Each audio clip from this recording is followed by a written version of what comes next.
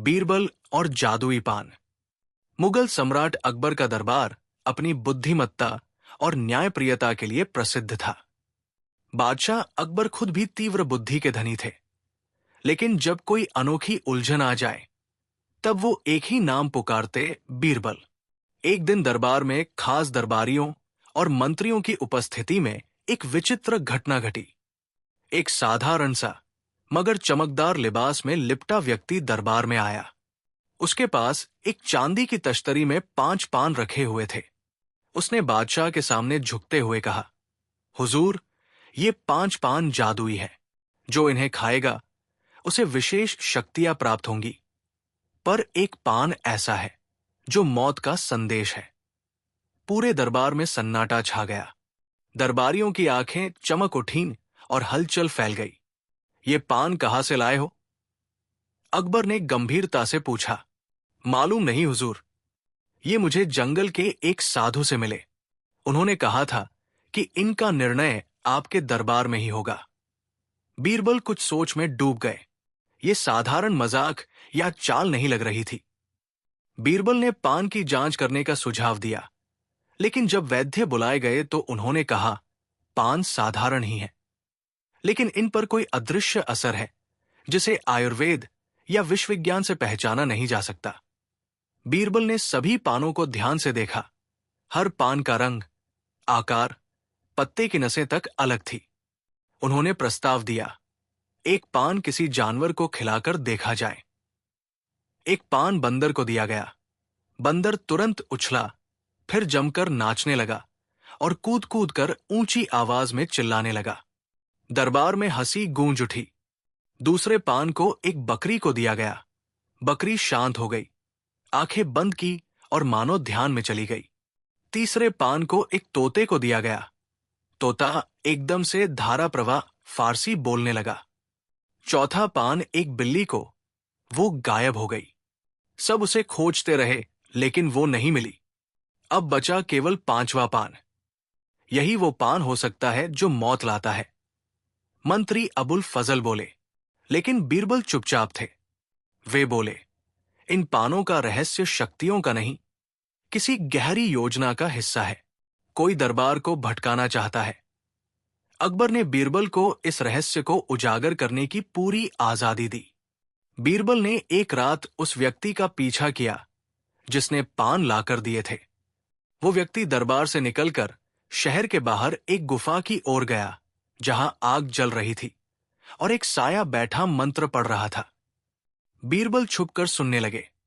5 तत्व, 5 पान, 5 शक्तियां, और अगर एक मर गया तो राजमहल का संतुलन बिगड़ जाएगा। ये सुनकर बीरबल का माथा ठनका। अगले दिन बीरबल ने घोषणा की, इन पानों को अब कोई नहीं खाएगा। मैं खुद इनकी जांच करूंगा, लेकिन मेरी एक शर्त है, मुझे 5 दिन का समय चाहिए। बीरबल ने पानों को अलग अलग स्थानों पर राजमहल के सेवकों और जानवरों के बीच परीक्षण किया, पर बेहद गोपनीयता से। हर पान अलग अलग प्रभाव दिखाता रहा। कोई दीवार पर चढ़ गया, कोई उर्दू में कविता बोलने लगा। अब अंतिम और रहस्यमयी पान बचा था, वही जो मौत लाने वाला कहा गया था। बीरबल ने उस पान को एक बंद संदूक में रखवाया और 4 मंत्रियों की उपस्थिति में बंद करवा दिया। अगले दिन वो संदूक टूटा मिला, पान गायब था। सब हैरान रह गए, क्या किसी ने पान खा लिया? कौन था वो? अकबर क्रोधित हुए, पर बीरबल शांत थे। उन्होंने गहरी नजरों से सभी मंत्रियों की ओर देखा। अगले दिन बीरबल ने दरबार में सबको बुलाया और कहा, राजा सलामत, जादू का नाम सुनकर डर फैलाना और दहशत का उपयोग करके कोई दरबारी षड्यंत्र रच रहा है।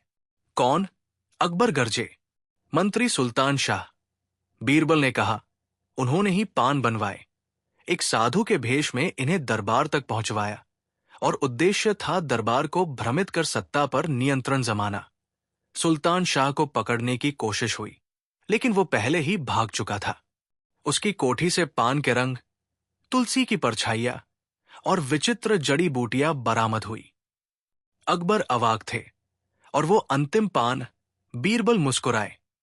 वो पान मैंने कभी संदूक में डाला ही नहीं था। मैंने उसे नष्ट कर दिया था। संदूक में सिर्फ खाली पान की परत थी। अकबर ने बीरबल की प्रशंसा की, लेकिन बीरबल गंभीर थे। महाराज, ये सिर्फ शुरुआत थी।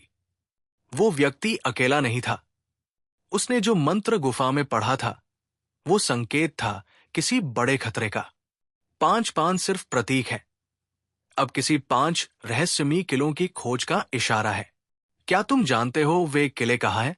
अकबर ने पूछा।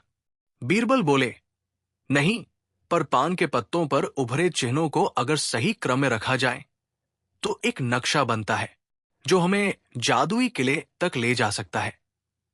अकबर चिंतन में डूब गए। बीरबल की आंखों में अब भी रहस्य था।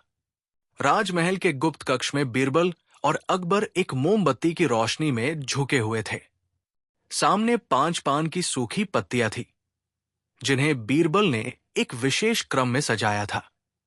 महाराज, देखिए, इन पत्तियों की नसों और रेखाओं से एक नक्शे जैसी आकृति बन रही है। ये कोई साधारण चित्र नहीं, बल्कि किसी गुप्त स्थान की योजना है। अकबर ने आंखें सिकोड़ते हुए देखा। क्या यह नक्शा 5 अलग अलग स्थानों का है? बीरबल ने सिर हिलाया।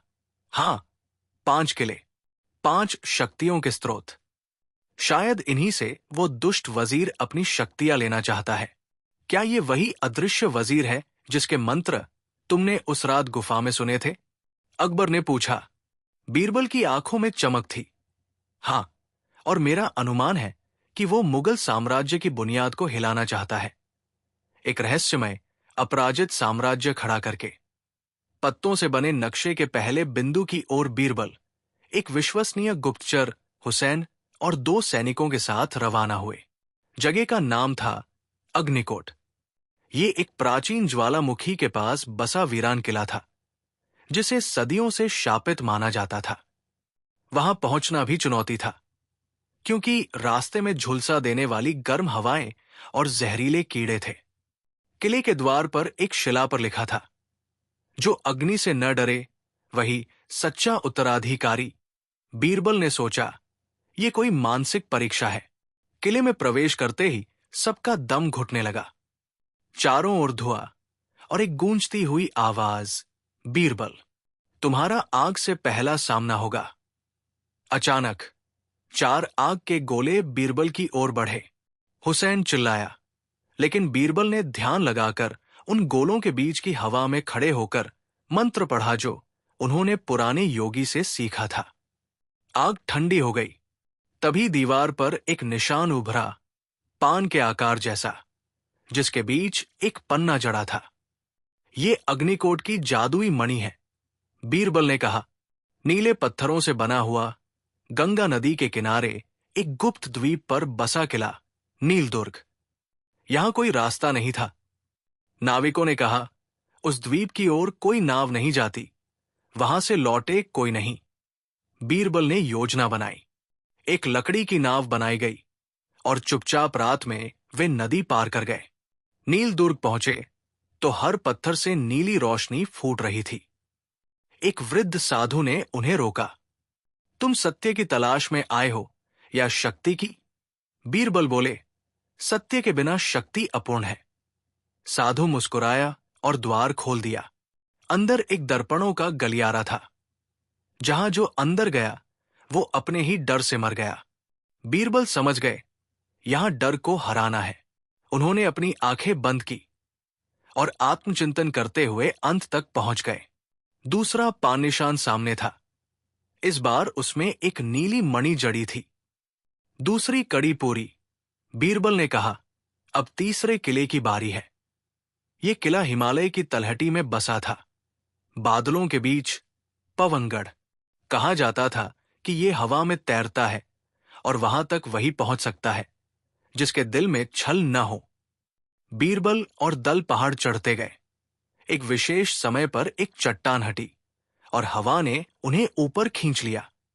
पवनगढ़ वाकई में बादलों में था। वहां कोई सैनिक नहीं थे, केवल हवा की भयानक गूंजे और उड़ती हुई तलवारें थी। हवा बीरबल से बोली, क्यों आए हो, छलिया मानव? बीरबल बोले, यदि सत्य को छल मानते हो तो मेरा अपराध यही है। हवा शांत हो गई। एक वृक्ष से लटकी थी तीसरी मणि, हरे रंग की। बीरबल ने वो निकाली और एक कागज भी मिला जिस पर एक नाम लिखा था। शर्मीर वजीर, ये किला दिन में दिखता नहीं था। ये केवल रात के तीसरे पहर प्रकट होता था। चांद की छाया से बना था। बीरबल और दल उस जगह पहुंचे और सूर्यास्त के बाद इंतजार करने लगे। तीसरे पहर जब चांद की रोशनी जमीन पर आई, तब अचानक धरती में कंपन हुआ और एक अंधेरी संरचना उभरी, छायादुर्ग। यहां सब कुछ विपरीत था। दीवारें भी उल्टी और मुड़ी थी। दरवाजे हवा में झूल रहे थे। यहां बीरबल को उनके बीते पापों के दृश्य दिखाए गए। हर झूठ, हर निर्णय जो किसी निर्दोष को तकलीफ पहुंचा चुका था। बीरबल का मन डगमगाया। क्या मैं योग्य हूं? लेकिन फिर उन्होंने कहा, मैंने जो सीखा है वही मेरा प्रायश्चित है। छाया दरवाजा खुला। चौथी मणि हाथ में थी और उसके साथ एक भविष्यवाणी। पांचवी मणि का रक्षक वो है जो अदृश्य है लेकिन बहुत निकट है। ये किला राजमहल से मात्र 3 मील की दूरी पर था, पर किसी को उसका अस्तित्व नहीं पता था। बीरबल ने राजगुरु के गुप्त अभिलेख पढ़े और पता चला कि मौनगढ़ अकबर के पूर्वजों द्वारा बनाया गया एक किला है जिसे न्याय की अंतिम परीक्षा के लिए बनाया गया था। जब बीरबल उस स्थान पर पहुंचे तो उन्होंने पाया कि वहां पहले से कोई मौजूद था। वही दुष्ट वजीर शर्मीर जो अदृश्य होकर किले को खोल चुका था। बीरबल, उसकी आवाज गूंजती रही, तुमने चारों मणियां ला दी। अब 5वीं मणि मैं लूंगा और शक्ति मेरी होगी। बीरबल ने जवाब दिया, शक्ति अकेले में नहीं, सच्चाई में होती है। एक महायुद्ध शुरू हुआ। शर्मीर मंत्र पढ़ते पढ़ते अदृश्य होता गया, लेकिन बीरबल ने उसकी छाया देखकर उसे रोकने का मंत्र पढ़ा और मणि को छूने से पहले ही शर्मीर नीचे गिर पड़ा। लेकिन जैसे ही बीरबल ने 5वीं मणि उठाई, पूरा किला हिलने लगा। बीरबल 5 मणियां लेकर वापस दरबार लौटे। अकबर ने जब 5 रत्नों को एक साथ देखा तो पूरा दरबार रोशनी से भर गया।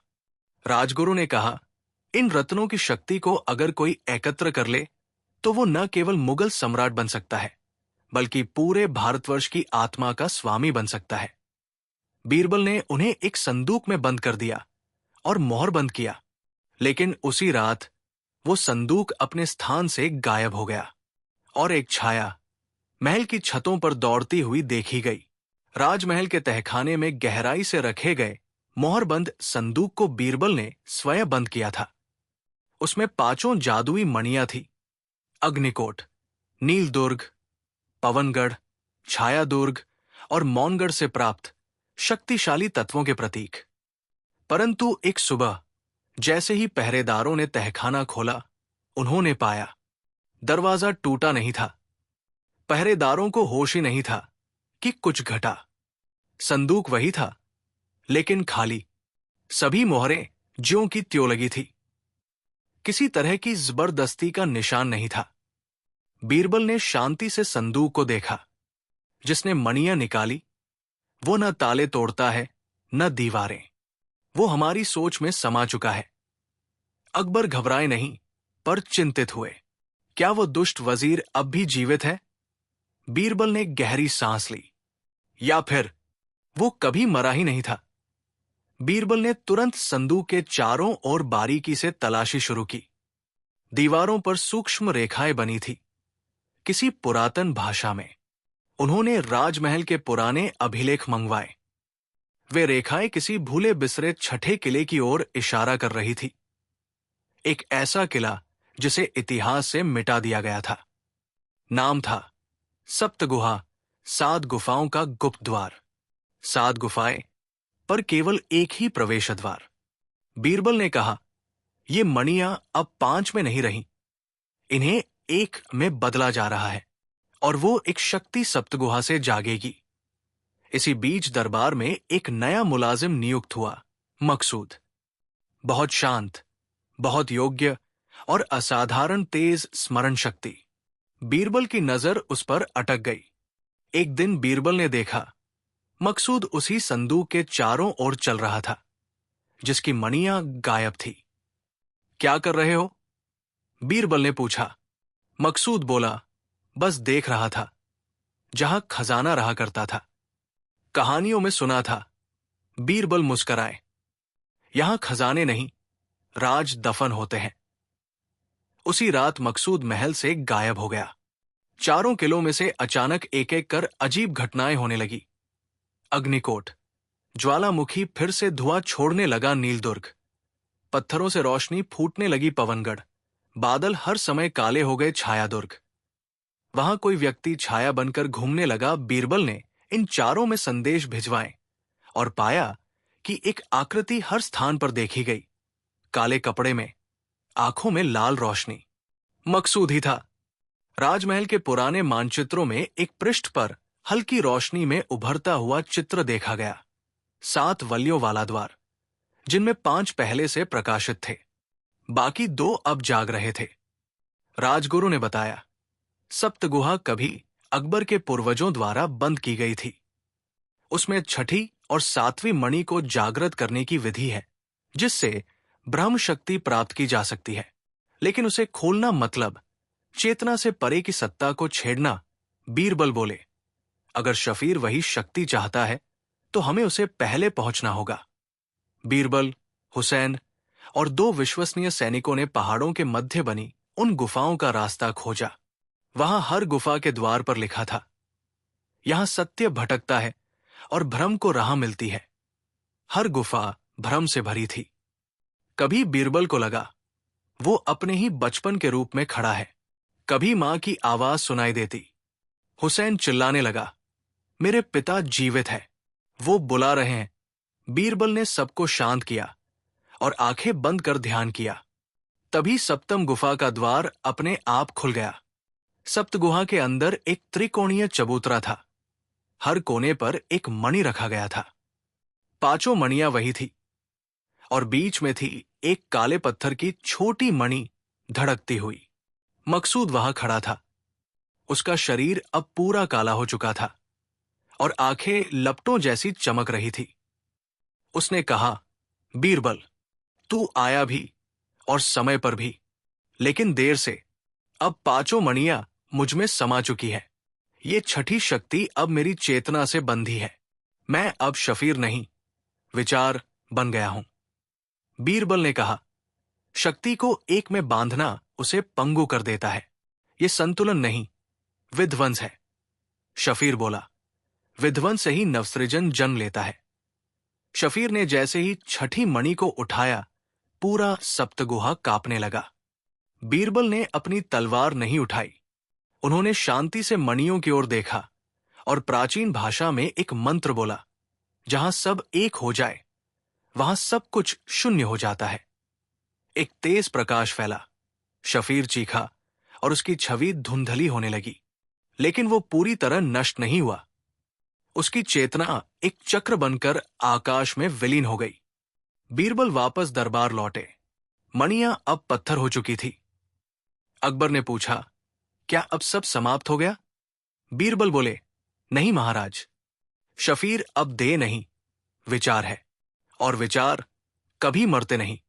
वो अब प्रतीक्षा करेगा, नए शरीर, नए दरबार, नए समय की। राजमहल शांत था। बीरबल के कक्ष में दीपक की लौ मंद हो चली थी। आधी रात के गहराते समय में अचानक खिड़की से एक कबूतर भीतर आया। उसके पंख पर एक मोहर लगी थी, वही मोहर जो पहले जादुई मणियों पर अंकित थी। बीरबल ने मोहर तोड़ी।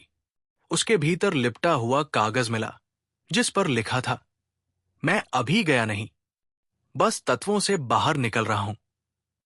अगली बार मैं इंसान नहीं, विचार बनकर लौटूंगा। जब तुम्हारा मन तुम्हारा ना रहेगा, मैं वहीं से शुरू करूंगा। बीरबल का माथा ठनका। शफीर, उन्होंने धीमे से कहा, अब विचार बन चुका है। अगले कुछ हफ्तों में अकबर दरबार में एक बदलाव महसूस करने लगे। दरबारी आपस में बहस करने लगे। मंत्रियों के निर्णय टकराने लगे। सैनिक एक दूसरे के आदेश नहीं मान रहे थे। बीरबल ने सबका ध्यान एक अदृश्य परिवर्तन की ओर दिलाया। महाराज, दरबार में कोई बाहरी शत्रु नहीं है। ये विचारों का युद्ध है। शफीर अब किसी एक शरीर में नहीं है, वो सबके मन में प्रवेश कर रहा है। अकबर चिंतित थे। क्या कोई मनुष्य बिना शरीर के दरबार को झुका सकता है? बीरबल बोले, हां, अगर वो विचार बन जाए, और विचार अगर भय या भ्रम बन जाए तो वो पूरे साम्राज्य को झुका सकता है। बीरबल ने एक प्रयोग किया। दरबार में एक विशेष जादुई दर्पण स्थापित किया जो हर व्यक्ति की आत्मा का असली रूप दिखाता था। हर दरबारी से कहा गया कि वो स्वयं को उस दर्पण में देखे। कुछ दरबारी वहां से डरकर भाग निकले। कुछ की आंखों में लाल चमक उभरी, ठीक वैसी जैसी शफीर की थी। बीरबल बोले, शफीर अब इन लोगों के विचारों से बोल रहा है।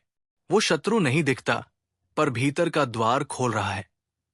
कुछ दिनों बाद बीरबल खुद ही बदलते नजर आने लगे। उनकी बातें विरोधाभासी हो गई। वे देर से दरबार पहुंचते, अकबर के निर्णयों पर सवाल उठाते। अकबर ने कहा, बीरबल, ये क्या हो रहा है? बीरबल चुप थे। उनकी आंखें गहरी और उलझी हुई लग रही थी। राजगुरु बोले, महाराज, ये चेतावनी थी। शफीर अब विचार है और वो बीरबल तक पहुंच गया है। बीरबल ने स्वयं को महल से दूर एक प्राचीन गुफा में बंद कर लिया। उन्होंने कहा, जब तक मैं ये तय न कर लूं कि मेरे विचार मेरे हैं या किसी और के, मैं वापस नहीं आ सकता। गुफा में उन्होंने 7 दिन तक ध्यान किया, बिना भोजन या जल के। हर दिन उन्हें एक स्वर सुनाई देता, तुमने मुझे पहचान लिया पर स्वीकार नहीं किया। जब तुम खुद पर संदेह करोगे, मैं तुम्हारा निर्णय बन जाऊंगा। 7वें दिन बीरबल ने अपने ही मन से प्रश्न पूछा, क्या मैं सचमुच बीरबल हूं, या अब वो भी विचार बन चुका है? गहरी शांति के क्षण में उन्हें उत्तर मिला, मैं विचार नहीं हूं, मैं विवेक हूं। तभी एक प्रकाश की लहर उनके भीतर से निकली और एक बार फिर बीरबल बीरबल बनकर लौटे। दरबार में अब संकट शारीरिक नहीं था, मानसिक था। जनता अफवाहों से डर रही थी। शाही घोषणाओं पर भरोसा नहीं हो रहा था। कुछ शहरों में विद्रोह की शुरुआत हो चुकी थी। बीरबल ने कहा, हमें युद्ध तलवारों से नहीं, ज्ञान और सत्य से लड़ना होगा। उन्होंने एक योजना बनाई। हर नगर में विचारों का संतुलन स्थापित करने के लिए चित्त शांति सभा बनाई गई, जहां हकीकत और भ्रम के बीच के फर्क को समझाया जाता। परंतु इन सभाओं पर हमला शुरू हो गया। एक दिन एक नवयुवक राजमहल में आया, अत्यंत तेजस्वी पर घमंडी। उसका नाम था आरिक। वो कहता था, मैं सत्य जानता हूं। बीरबल झूठ बोलते हैं। शफीर एक विचार नहीं, न्याय है। धीरे धीरे दरबारियों, मंत्रियों और आमजन के बीच आरिक का प्रभाव बढ़ने लगा। बीरबल समझ गए, ये विचार की नई आकृति है। शफीर अब आरिक बन गया है। एक विशेष दरबारी दिन अकबर ने खुली बहस रखवाई, आरिक बनाम बीरबल। आरिक ने तर्क दिया, जब विचारों की सत्ता हो तो राजा की क्या जरूरत? बीरबल बोले, राजा की सत्ता बाहरी नहीं, आंतरिक संतुलन से आती है। विचार अगर उन्माद बन जाएं, तो वो विनाश है। आरिक ने हंसते हुए कहा, तुम विचार को नहीं बांध सकते बीरबल। अब मैं सबके भीतर बोलता हूं। बीरबल चुप रहे और बोले, तो मुझे तुम्हें बाहर से नहीं, भीतर से हराना होगा। बीरबल एक बार फिर ध्यान में चले गए।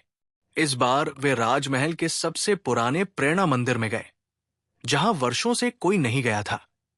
वहां उन्होंने 7 प्राचीन विचारों की परिकल्पना की, ज्ञान, विवेक, संयम, शौर्य, करुणा, न्याय और सच्चरित्रता। उन्होंने इन विचारों को आह्वान किया, हे चेतना के स्रोत, मुझे वो विचार दो जो विचारों को बांध सके।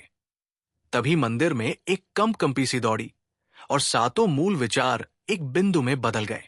बीरबल की आंखें खुली। बीरबल दरबार लौटे। अब आरिक वहां नहीं था।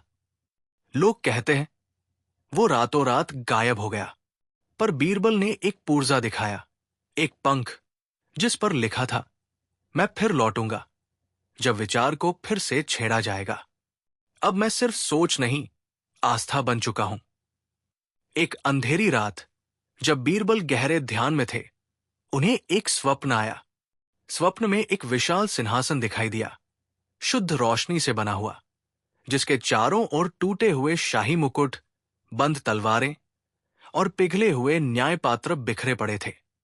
और उस सिंहासन पर बैठा था एक प्राचीन छाया, जो बोली, बीरबल, तुमने विचार को हराया, लेकिन न्याय को नहीं जगाया। अब मैं जगूंगा, पर तुम्हारे विरुद्ध। बीरबल की आंख खुल गई। उन्होंने महसूस किया, अब संकट बाहरी नहीं, आंतरिक था। न्याय स्वयं विद्रोह कर चुका था। दिल्ली से आगरा तक साम्राज्य में अजीब घटनाएं शुरू हो गई। लोग सच्चा न्याय मांगते हुए दरबार की नीतियों को खारिज करने लगे। चित्त शांति सभाएं अचानक बंद हो गई। कई सैनिकों ने आदेश मानने से इनकार कर दिया, कहते हुए, न्याय हमारे भीतर बोलेगा। दरबार नहीं, अकबर चिंतित थे। बीरबल, ये कौन सी आग है जो अब भीतर जल रही है? बीरबल बोले, ये उस न्याय की है जिसे हमने नियंत्रित किया, विवेक से बांध रखा था। अब वो स्वतंत्र होना चाहता है, और शायद ये स्वतंत्रता विद्रोह बन चुकी है। एक दिन एक अज्ञात व्यक्ति महल के द्वार पर आया। उसका चेहरा पर्दे में छुपा था, पर उसकी आवाज सबके जहन में गूंज उठी। मैं हूं न्याय नायक। मैं वो न्याय हूं जो अब थक चुका है, झुक चुका है। अब मैं केवल फैसला नहीं दूंगा, अब मैं बदलाव बनूंगा। वो शांति से गया, लेकिन उसके पीछे हजारों अनुयायी थे। वे अब दरबार की हर बात को चुनौती देने लगे। बीरबल ने उसे दूर से देखा। ये आरिक नहीं, ये उससे भी पुराना है। ये न्याय का जड़ रूप है, ठोस, कड़ा और अडिग। दरबार में अब दो राय बनने लगी। न्याय नायक के अनुयायियों का कहना था, न्याय अब सजा नहीं, नया शासन है। दरबारी बोले, अगर हर कोई अपना न्याय खुद तय करेगा तो दरबार का क्या अर्थ? बीरबल ने कहा, न्याय कभी भी एकतरफा नहीं हो सकता, पर जब वो खुद निर्णय लेने लगे तो वहां शासक का स्थान नहीं रहता। एक नए आंदोलन ने जन्म लिया, न्याय स्वराज, जहां लोग सामूहिक रूप से खुद ही फैसले करने लगे। पर इससे हर नगर में अव्यवस्था फैलने लगी। बीरबल ने दरबार छोड़ा और भेष बदलकर विनायकपुर नामक गांव गए, जहां न्यायनायक का प्रभाव सबसे अधिक था। वहां उन्होंने देखा, हर फैसला एक विशाल विचार सभा में लिया जा रहा था। लोग अपना पक्ष रखते थे और एक अदृश्य ज्योति निर्णय करती थी। बीरबल ने भी हिस्सा लिया। एक झगड़े में उन्होंने दो किसानों के बीच मध्यस्थता की, पर फैसला आया, बीरबल झूठ बोलते हैं। ये न्याय के पक्ष में नहीं, दरबार के पक्ष में है। उन्हें सभा से बाहर निकाल दिया गया। बीरबल समझ गए, ये न्याय नहीं, ये न्याय का स्वरूप है, जो अब मूल भाव से भटक चुका है। बीरबल वापस महल लौटे और उन्होंने न्याय वेद के प्राचीन पन्नों को खंगालना शुरू किया। उनमें एक वाक्य उभरा, जब न्याय स्वमूल्य बन जाए, तब न्याय नहीं, अहंकार बनता है। उन्होंने अकबर से कहा, हमें एक नई अदालत बनानी होगी, जहां जनता का न्याय और दरबार का विवेक एक साथ बैठे। इस अदालत का नाम रखा गया द्वैध न्याय सभा। यहां न्यायनायक को आमंत्रित किया गया, एक अंतिम संवाद के लिए। सभा के दिन बीरबल और न्यायनायक आमने सामने बैठे। न्यायनायक बोला, बीरबल, तुमने विचार को मारा, अब न्याय को बांधना चाहते हो? बीरबल बोले, मैं बांधना नहीं चाहता, केवल संतुलन चाहता हूं। न्याय अकेला चले तो वो बदला बनता है, विवेक साथ हो तभी वो धर्म होता है। न्यायनायक ने कहा, तो ये सभा तय करे, कौन सही कौन नहीं। सभा में एक वाक्य रखा गया, अगर कोई न्याय का नाम लेकर अनर्थ करे तो क्या वह भी न्याय कहलाएगा? सभा में मौन था। फिर एक वृद्ध महिला उठी।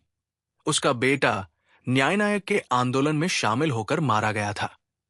वो बोली, मुझे मेरे बेटे का न्याय चाहिए, पर अगर वो न्याय औरों के अन्याय से उपजा हो तो वो न्याय नहीं, केवल दर्द है। सभा ने निर्णय दिया, न्याय तब तक न्याय है जब तक वो सबका हो। न्यायनायक मुस्कराया, लेकिन कुछ बोला नहीं। न्यायनायक अचानक उठे, अपनी आंखें बंद की और बोले, बीरबल, आज तुमने मुझे प्रश्न दे दिया है। अब मैं न्याय नहीं, प्रश्न बन जाऊंगा। और हर बार जब कोई सच्चाई तलाशेगा, मैं वहां रहूंगा। निर्णय नहीं, द्वंद्व बनकर, उसका शरीर भाव बनकर विलीन हो गया। राजमहल शांत था, पर बीरबल जान चुके थे, शफीर अब विचार नहीं, नायक नहीं, न्याय नहीं, अब वो प्रश्न बन चुका था जो हर पीढ़ी में जन्म लेगा। दरबार में शांति लौट चुकी थी, न्यायनायक की छाया गायब हो चुकी थी। बीरबल शांत थे, पर भीतर ही भीतर उन्हें बेचैनी घेरे हुए थी। एक रात उन्होंने स्वप्न में एक अजीब दृश्य देखा। आकाश में एक सिंहासन तैर रहा था। उस पर बैठा था एक प्रकाशमय प्राणी, जिसकी आंखें बंद थी। और हर बार जब कोई न्याय का प्रश्न पूछता, उसकी आंख खुलती और आकाश से बिजली गिरती। वही स्वप्न हर रात आता। स्वर था, तुमने न्याय से सवाल पूछा, अब उत्तर आने वाला है। उत्तर जो निर्णय नहीं, आदेश बनेगा। मैं न्याय का देवदूत हूं, मैं आ रहा हूं। बीरबल ने राजमहल की पुरानी पांडुलिपियों को खंगालना शुरू किया। एक बहुत पुराना ग्रंथ मिला, न्यायार्क, जिसमें आखिरी पृष्ठ चमक रहा था। उस पर लिखा था, जब न्याय स्वयं को साक्षात प्रकट करे, तब मानव विवेक की परीक्षा होती है। तब देवदूत का प्रकट होना अनिवार्य है, परंतु वो न्याय नहीं देगा, वो केवल सत्य की अग्नि जलाएगा। बीरबल ने गहरी सांस ली। अब न्याय नायक नहीं, आदेश बनेगा। एक सुबह आकाश में रहस्यमयी शंखनाद हुआ। सूर्य रक्तवर्णी हुआ और आकाश में एक ज्योतिकाय देवस्वरूप आकृति प्रकट हुई। वाणी आई, मैं हूं दिव्यदूत, न्याय का देव प्रतिनिधि। अब से निर्णय नहीं किए जाएंगे, दिया जाएगा अंतिम सत्य। अचानक आगरा के हर कोने में मंत्र जैसी गूंज फैल गई। लोग जमीन पर लेटने लगे, आंखें मूंद कर कहने लगे, हमें अब न्याय नहीं चाहिए, अब हमें सत्य चाहिए। बिना प्रश्न के बीरबल कांप उठे। ये निर्णय का अंत नहीं, ये विवेक की हत्या है। अगले दिन दरबार के सामने 3 स्तंभ प्रकट हुए। हर एक पर लिखा था, जिसने सबसे अधिक झूठ बोला हो, उसे सत्य मिले। जिसने न्याय को सबसे अधिक रोका हो, वही उसका वाहक बने। जिसने स्वयं पर संदेह किया हो, वही अब निर्विवाद होगा। राजा अकबर चौंके, ये तो उल्टा न्याय है। बीरबल बोले, ये आदेश है। देवदूत न्याय को अब तर्क से नहीं, रहस्य से संचालित कर रहा है। देवदूत ने तीनों परीक्षणों के लिए लोगों को चुना, पर आश्चर्य हुआ जब बीरबल का नाम भी तीसरे स्तंभ में आया, जिसने स्वयं पर संदेह किया है। बीरबल को अपने ही भीतर झांकना पड़ा। क्या कभी उन्होंने न्याय से डगमगाहट महसूस की थी? देवदूत बोला, तुम्हारा संदेह ही अब तुम्हारा प्रमाण है। जो आत्मा पूर्ण है, वही अधूरी बन जाती है। निर्णय लो या खुद को मुझे सौंप दो। बीरबल ने निर्णय लिया, मैं प्रश्न बनकर जीऊंगा, आदेश बनकर नहीं। राजमहल के सबसे ऊंचे गुंबद पर बीरबल और देवदूत आमने सामने बैठे। बीरबल बोले, देवदूत, क्या तुम न्याय हो या केवल आदेश देने वाली शक्ति? देवदूत मुस्कराया, मैं आदेश हूं, पर वह जो सत्य से उपजा है। विचारों का अंत मैं हूं। बीरबल ने पूछा, तो क्या मानव अब सोच नहीं सकता? देवदूत बोला, जब सत्य पूर्ण हो, तब सोच व्यर्थ है। बीरबल ने गहरी सांस ली। तब तुम ईश्वर नहीं, केवल उसकी परछाई हो, और परछाई कभी पूरी रोशनी नहीं ला सकती। देवदूत ने आखिरी परीक्षा घोषित की, जो भी मेरे विरुद्ध तर्क करेगा, उसका मन उससे छीन लिया जाएगा। केवल वही बचेगा जो मौन रहे। राज्य भर में मौन छा गया। लोग डर से चुप थे, सोचते भी नहीं थे। ये सत्य का साम्राज्य था, पर भावनाओं का अंत हो चुका था। बीरबल अब अकेले थे। एक अकेला प्रश्न।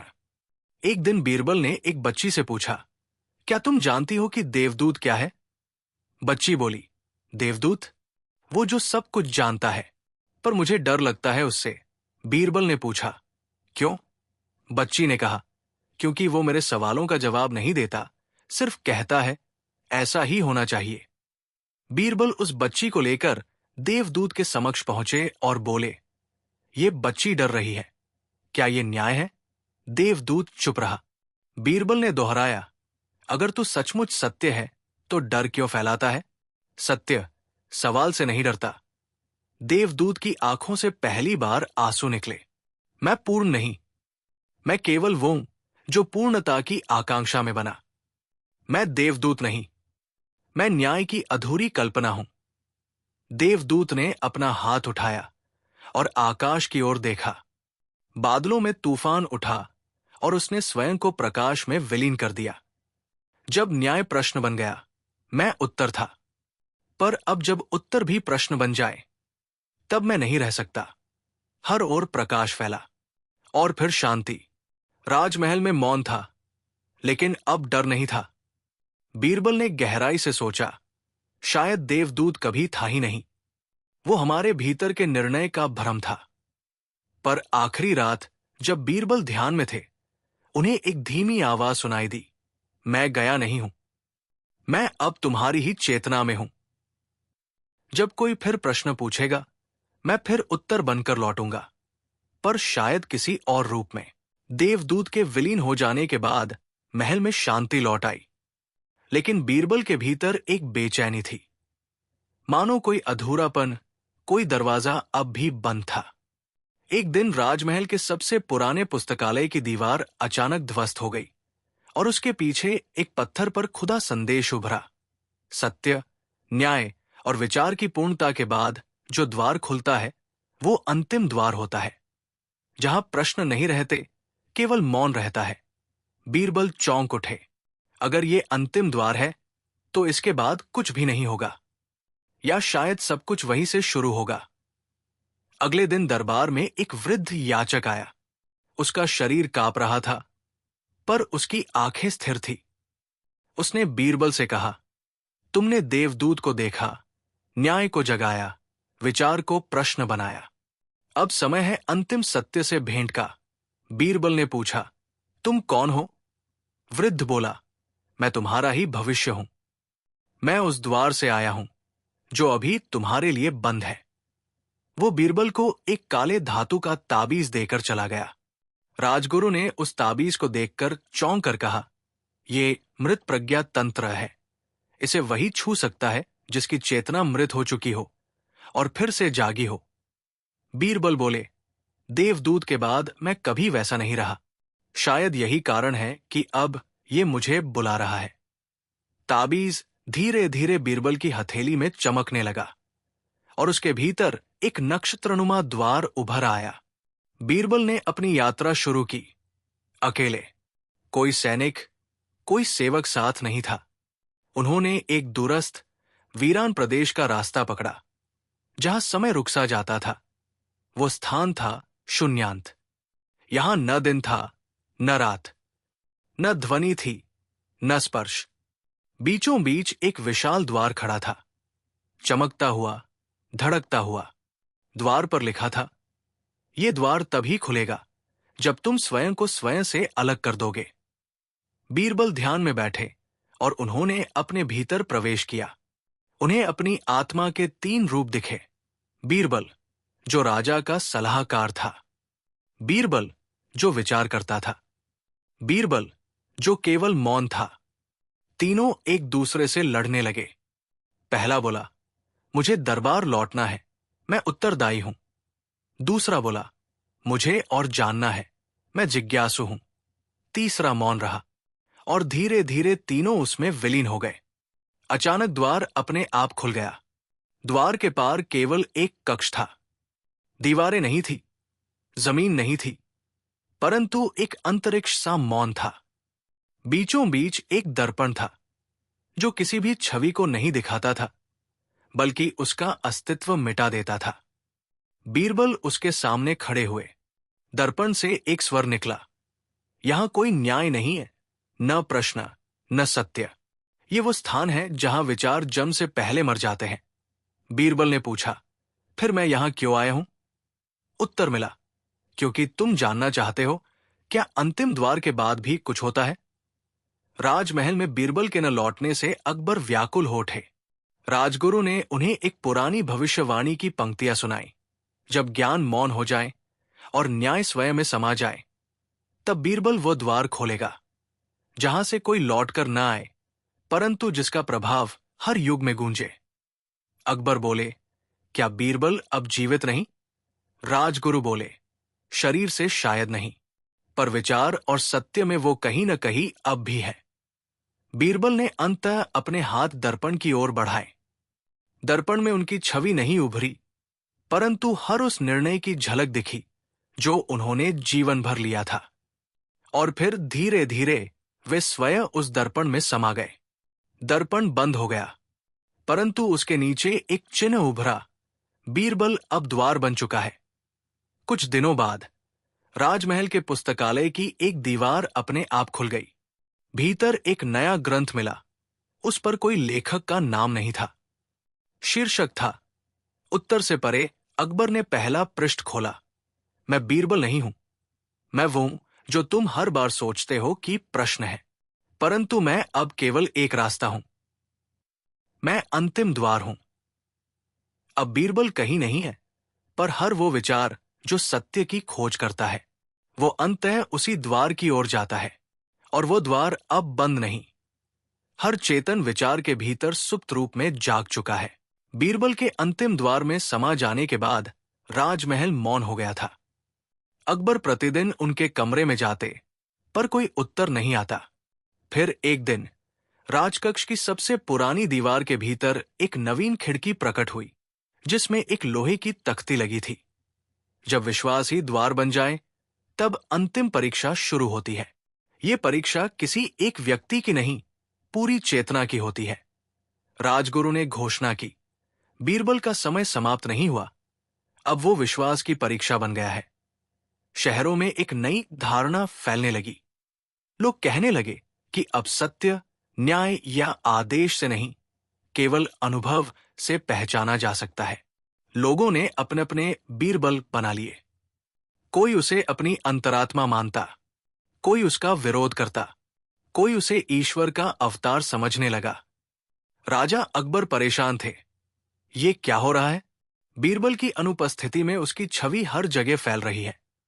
एक दिन महल के द्वार पर एक छोटा बालक मिला, लगभग 10 वर्ष का, शांत और दृष्टि में गहराई लिए। उसने कहा, मुझे बीरबल बुला रहे हैं। वे लौटेंगे, पर तभी जब उनकी अंतिम परीक्षा पूरी होगी। राजगुरु चौंक गए। कौन हो तुम? बालक बोला, मेरा नाम विहान है। मैं अंतिम द्वार के उस पार से आया हूं, और मुझे इस राज्य के विश्वास को परखना है। विहान ने पूरे राज्य में 3 रहस्यमयी विश्वास परीक्षण घोषित किए। अंधकार की चुनौती। एक नगर को 7 दिन तक पूर्ण अंधकार में रखा जाएगा। जनता को बिना किसी दिशा निर्देश के सही निर्णय लेने होंगे। मौन की सभा। दरबार की सारी निर्णय सभाएं मौन रहेंगी, पर निर्णय होते रहेंगे। जनता को समझना होगा कि निर्णय सही है या नहीं, बिना किसी संवाद के। झूठा बीरबल। दरबार में एक व्यक्ति भेजा जाएगा जो स्वयं को बीरबल कहेगा। लोगों को तय करना होगा कि वो असली है या भ्रम। नगर आलोकपुर को 7 दिन तक अंधकार में रखा गया। लोगों को बताया गया, अब प्रकाश नहीं मिलेगा, पर तुम्हें आगे बढ़ना है। पहले 2 दिन अफरात फ्री रही। तीसरे दिन कुछ बुजुर्गों ने युवाओं को संगठित किया और प्रकाश पथ नामक मार्गदर्शक संकल्पना बनाई, जिसमें आंतरिक अनुभव के आधार पर कार्य किए गए। 7वें दिन नगर की सीमा पर एक स्वर्ण दीप प्रकट हुआ, जिस पर लिखा था, प्रकाश बाहर नहीं, भीतर से निकलता है, अगर विश्वास जीवित हो। दरबार में पूर्ण मौन था। राजा, मंत्री सब बैठते, निर्णय होते, पर कुछ भी बोला नहीं जाता। जनता असमंजस में थी। लेकिन एक वृद्ध किसान ने कहा, मौन में जो निर्णय आता है वह या तो अत्यंत सही होता है या पूरी तरह भ्रम। परंतु जो मन मौन में भी कंपन ना करे, वही सही समझेगा। इस पर जनता ने धीरे धीरे निर्णयों को समझना शुरू किया और पाया कि दरबार में लिए गए निर्णय न्यायपूर्ण ही थे। एक दिन एक व्यक्ति आया, चेहरे पर नकाब, स्वर बिल्कुल बीरबल जैसा। उसने कुछ निर्णय लिए, कुछ कहानियां सुनाई और धीरे धीरे दरबारियों और जनता को विश्वास दिला दिया कि वही बीरबल है। पर एक दिन विहान ने पूछा, तुम अगर बीरबल हो तो अंतिम द्वार की परिभाषा क्या है? व्यक्ति चुप रहा, फिर हंसकर बोला, मैं तो केवल प्रतीक था। असली बीरबल तो वहां है जहां तुम्हारा विश्वास है। और वो धुएं में विलीन हो गया।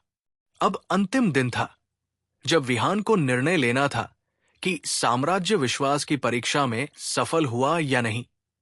परंतु उसी दिन एक भयावह घटना हुई। दरबार के भीतर एक समूह ने घोषणा की, हमारे लिए विश्वास केवल बीरबल नहीं, अब वो स्वयं हम हैं। हम निर्णय लेंगे, दरबार नहीं। ये विद्रोह विश्वास की परछाई से निकला था। जब विश्वास पूर्ण होता है, वो अहंकार बन सकता है। विहान ने कुछ नहीं कहा। वो शांत बैठ गया और धीरे धीरे उसका शरीर चमकने लगा। राजा अकबर ने पूछा, क्या यही परीक्षा थी? विहान ने पहली बार उत्तर दिया, नहीं, ये तो परीक्षा की भूमिका थी। अब जब तुम्हारा विश्वास स्वयं को भी शक से देख सके, तब असली परीक्षा होगी। उसने आकाश की ओर देखा और कहा, अब वो लौटेगा, पर तुम्हारे भीतर। अगर तुम पहचान सको तो समझना, परीक्षा पूरी हुई। अगले दिन बीरबल का कमरा खुला मिला। एक कुर्सी पर एक किताब पड़ी थी। उसका शीर्षक था, बीरबल अब विश्वास नहीं, चेतना बन गया है। वो हर उस जगह है जहां मौन प्रश्न करता है, और हर उस व्यक्ति में जो उत्तर देने से पहले सोचता है। राजमहल में एक सुबह जब दरबारी पहुंचे, तो उन्होंने देखा कि बीरबल का कमरा स्वयं ही खुल चुका था। मेज पर वही ताबीज रखा था जो उन्हें अंतिम द्वार तक ले गया था, लेकिन अब वो काले रंग की बजाय पारदर्शी हो गया था। और उसके नीचे एक पांडुलिपि थी जिसका शीर्षक था, उत्तर की समाप्ति। मैं बीरबल अब नहीं रहा। मैं विचार था, अब चेतना हूं। मैं न्याय था, अब मौन हूं। और अब मैं वो हूं जो अंतिम सत्य के आगे स्वयं को समाप्त कर चुका है। जो कहानी तुमने देखी, पढ़ी, जी, वो केवल तुम्हारे भीतर की यात्रा थी, और अब वो यात्रा पूर्ण हो गई है। पांडुलिपि के अगले अध्याय में वो सच्चाई थी जो अब तक छुपी थी। न्यायनायक कोई और नहीं, बल्कि बीरबल का ही बाहरी न्यायबोध था, जो एक स्वरूप बनकर विद्रोही हुआ। देवदूत बीरबल की आत्मा का उच्चतम रूप था, जिसने पूर्ण सत्य का प्रतिनिधित्व किया, पर खुद भी अधूरा था। विहान वास्तव में बीरबल का ही शुद्ध विश्वास था, बचपन के रूप में प्रकट हुआ ताकि पूरी सभ्यता को परखा जा सके। बीरबल ने लिखा, मैंने स्वयं को 3 भागों में बांट दिया था, न्याय, सत्य और विश्वास, ताकि मैं देख सकूं कि वे बिना मेरे क्या करते हैं। और अब मैं जान गया, वे तब तक अधूरे हैं जब तक वे एक न हों।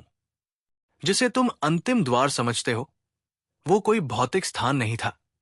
वो मेरी आत्मा की वो सीमा थी जहां मैंने स्वयं से सब कुछ छुड़ा दिया।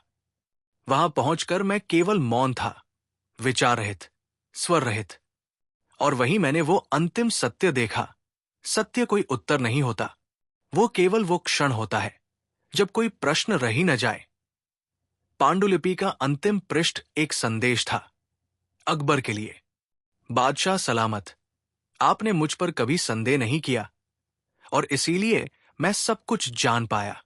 मेरी अंतिम भेंट आपको वही दे रही है जो कोई और नहीं दे सकता, अपने ऊपर विश्वास। अगर भविष्य में आपसे कोई प्रश्न करे तो उत्तर न दीजिए, बस मुस्कुरा दीजिए, क्योंकि सत्य कभी बोला नहीं जाता, वो केवल जिया जाता है। राजगुरु ने उस पारदर्शी ताबीज को लेकर यमुना तट पर एक विशेष अग्नि में प्रवाहित किया। जैसे ही वो जला, आकाश से एक आवाज आई, अब न मैं प्रश्न हूं, न उत्तर। अब मैं वो हूं जो केवल मौन में रहता है। अगर कभी किसी ने मुझसे बात करनी चाहिए, वो अपने अंतर्मन में एक हल्की मुस्कान पाएगा, और वही होगी मेरी अंतिम उपस्थिति।